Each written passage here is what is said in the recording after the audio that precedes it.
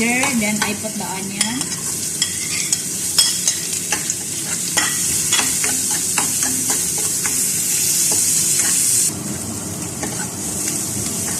Now I put the bay leaves and cinnamon stick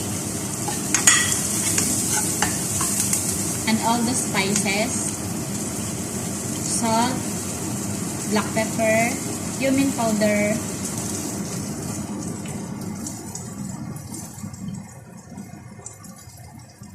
coriander powder, turmeric, and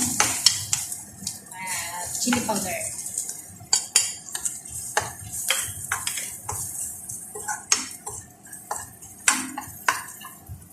Now I add the tomato paste. 1 packet of tomato paste. I put this all. This is how many grams? I cannot see the grams later. I put.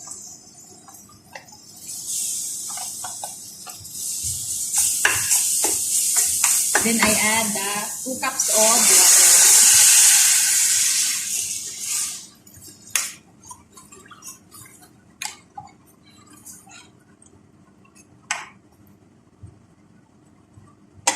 So let's boil and put the kofta. Any kofta or your chicken or your fish. So I'm using kofta.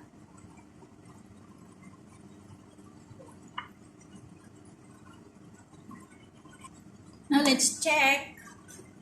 I will check the taste.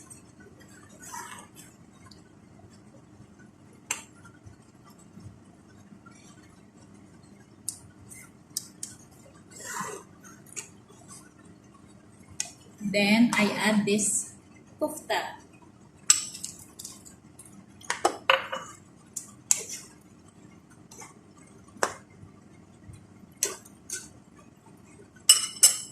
So I add more.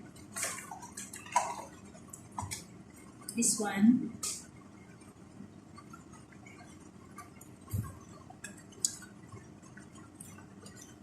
Secret ingredients.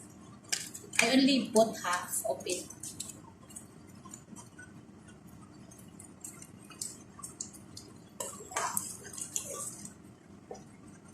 Become more delicious.